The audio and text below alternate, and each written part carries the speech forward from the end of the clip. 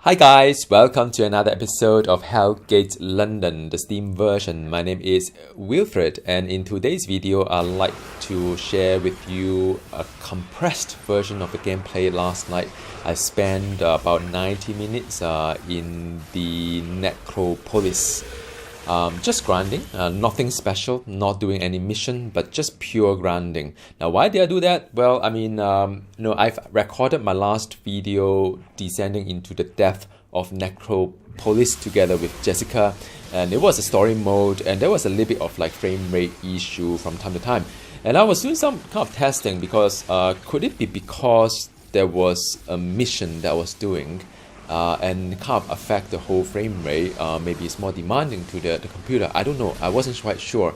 So what I've done is that after I've completed that part of the story, I have revisited Necropolis a couple of times.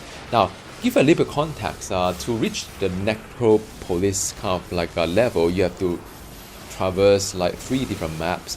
And then you reach the Necropolis level 1, then go level 2, level 3, level 4, and level 5, whereby there is a main boss there. So I've done that, and guess what? I have not experienced any frame rate issue at all when I'm not doing the story mode. Now, is it because of story mode that's causing some of this issue? Well, it could be one of the contributing factor. I'm not saying that it is the only way that we have a frame rate issue. And unfortunately, story mode is something that you cannot avoid, right? Because you have to kind of like play the story to progress the story, and I guess there's also a lot of people trying to fix the problem and then think that the problem is fixed, only to realize that the problem re-emerge again. When they go into another map and kind of like get disappointed again. So we could lower the graphical setting just to get through most of the map, like I always said. But when it comes to story wise, sometimes it is what it is. I think unless the Hellgate, the Korean developer who took over Flagship's product, would do something to this game. Maybe a 64-bit version of the game client would help. I would think so, but this game is still using a 32-bit kind of game client that I don't know, maybe that was the reason why it didn't quite cut it. Now just a little bit of the background here, because it's kind of funny. Last night I had a company event, a wine tasting event.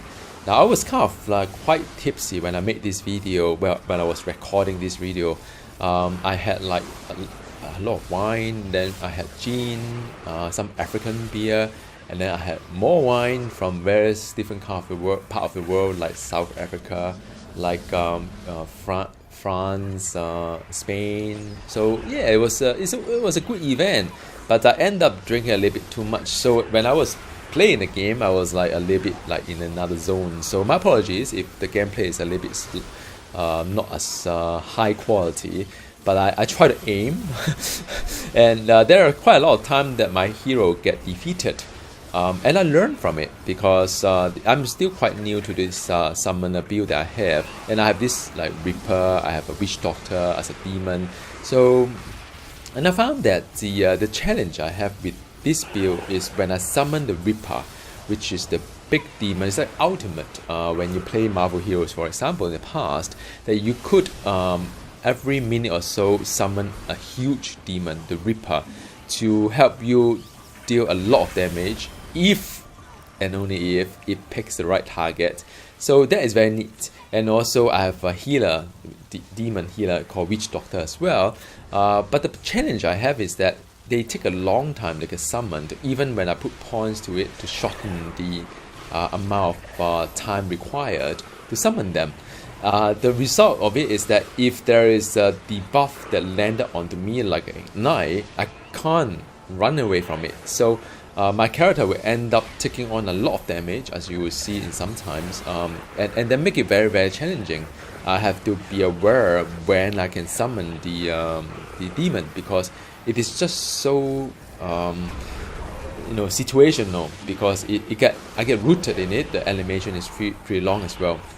So that's something to look out for. And also the fire on the floor, sometimes I can't quite distinguish between that and the fire of mine, because I do Nova, elemental Nova, I think.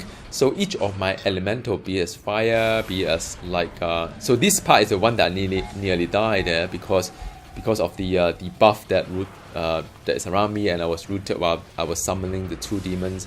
But back to the elemental Nova is that I've got fire elemental, toxic elemental, force elemental, which does like shock and electricity if once you can kind of like get the elemental Nova, like this one here, that the ground will be all painted in different kind of effect by me.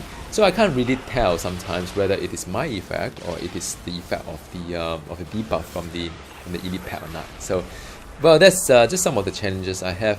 Now, Necropolis is insanely fun. As you see there, sometimes I do encounter multiple blue kind of elite, and then you mix it out with one kind of epic kind of elite, and then the messenger from hell may also emerge as well, that make things really mad. And for this particular level, there's a lot of husk.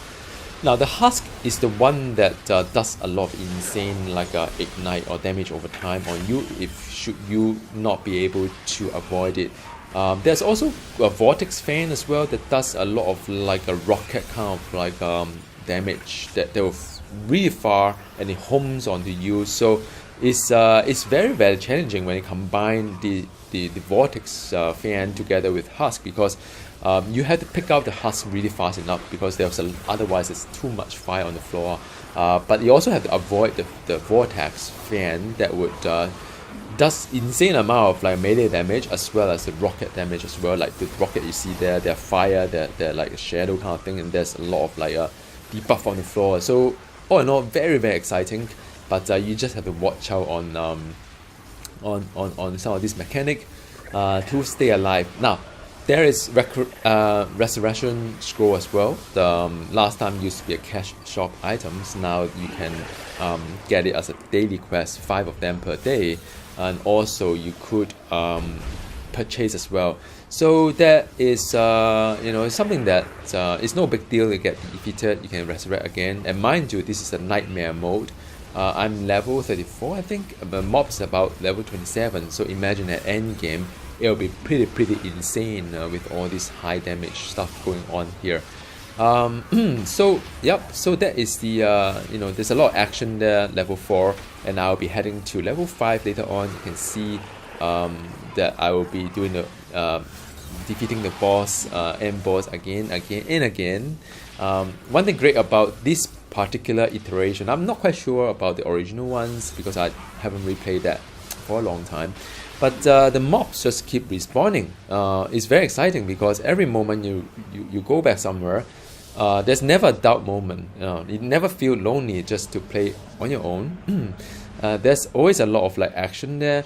That reminds me of not sure how many of you have played the Marvel Heroes online in the past. So in Marvel Heroes, there's Patrol Zone, whereby you can head to, say, Midtown Manhattan. There's always mobs keep respawning. There are always bosses keep respawning. That feel kind of like remind me of exactly that kind of like gameplay, whereby you just keep going round and round and round. You just keep encountering different kind of mobs and taking them down one by one, and you feel kind of like great to see a loot, and rinse and repeat until, say, 1 a.m. in the morning and say, oops, I need to sleep. So that was exactly what happened last night. Alright, now so in terms of the progress wise, I've completed the Necropolis kind of like story arc to it. I am very keen to see through the end of the original story. So I'm supposed to pass some test with the mother. I presume with the mother, father, sister, and brother. They all give me some tests, I presume.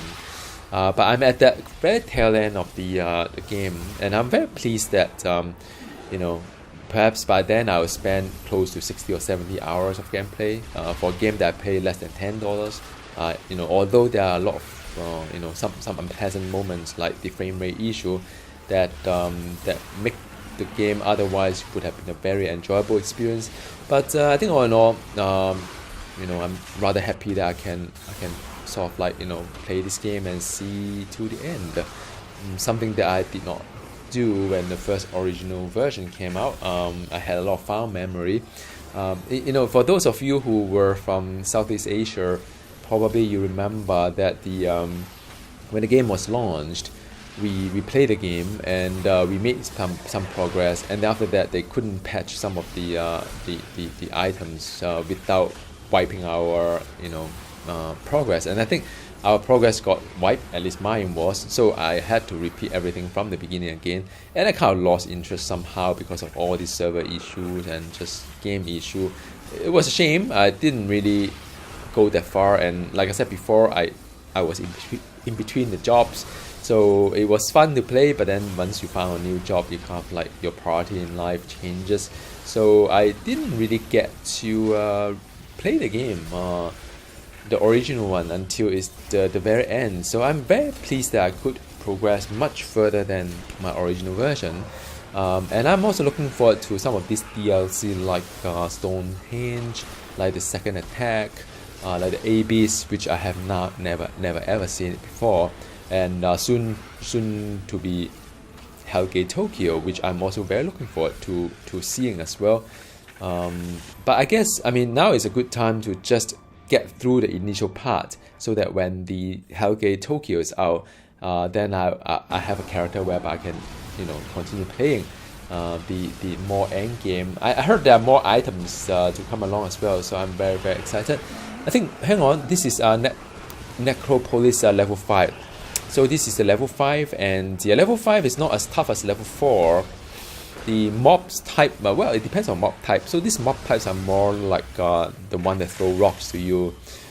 Just have to dodge, avoid a little bit of nonsense that they throw at you. Try not to stay too close to the bone cracker.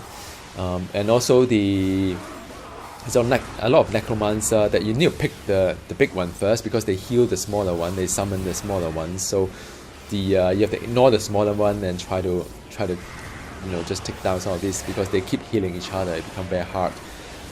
But I kind of like, this map compared to the last one, the level 4. The level 4 was really intense because you have vortex fans, you have the husk, and then the messenger from hell is also husk. So, but this one is more enjoyable, shall I say? Summoner and the bone cracker. It's not that hard, this combination. But still a lot of things on the screen, so it would have been pretty bad to the frame rate, but there was 0 frame rate issue. So I'm trying to take down the last boss here, which is can't really get the name. In just a bit you see the name, but there's just so many of them, zombies and whatever it is. So some of them are pretty big. Look at that guy over there. Yep. Rariel, I think. So Rariel is the main boss. Not particularly hard, and I don't recall having any good item from him. But I think by and large the best items in this game so far are the one that's come out from the messenger of hell, from hell. So this is the one that give you some of the best items. I farmed quite a lot of items over last night. But I don't think I may have 1 or 2 upgrades. It's still not bad. Upgrade is still an upgrade.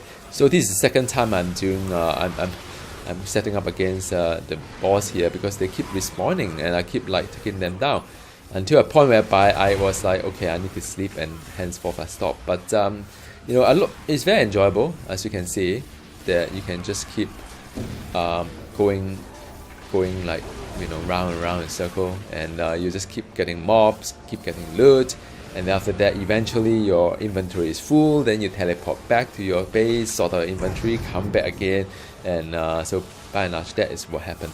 And these guys, by the way, if you get hit by those projectiles, will stun you. So these are the ones that you have to either avoid, or you could get one of those potions that will help you to come out from the stun or resist from the stun. So that was a little bit of last boss. I think I'm summoning the demon. So I was in some safe place. I learned my lesson and just have to try not to summon those demons at the thick of the action and then get hit without able to do anything about it. So yep, that is yet another boss that's down. And well, that's about it actually. I think that after a while I kind of like get it. I mean, this thing never ends. It just keep going and going. So yep, I will continue making the video for Hellgate London. If you'd like to see something, feel free to request, be it this game or any other games that you may have played and found that is quite interesting. More than happy to try things out. I know the Path of Exile has come up with a new league, so to whoever who play, enjoy, because Path of Exile new league. Diablo also ending soon, the season, can't remember which one it was already, 14 or 15, and the new season will come up. I think the new season will be quite good because of all this retuning they've made. I think there's a lot of pure variety. So it's a good time to play ARPG. You have Path of Exile new league, you have the Diablo coming up again, and of course you have Hellgate London, and I really hope that Hellgate London will be more become more stable, or at least more, at least people don't have the frame rate issue. That would be a really strong recommendation. There's no brainer. This game is a classic, and I have not played a game like Hellgate that's so fun for a very long time. So thank you for tuning in, and I shall see you next time. Goodbye.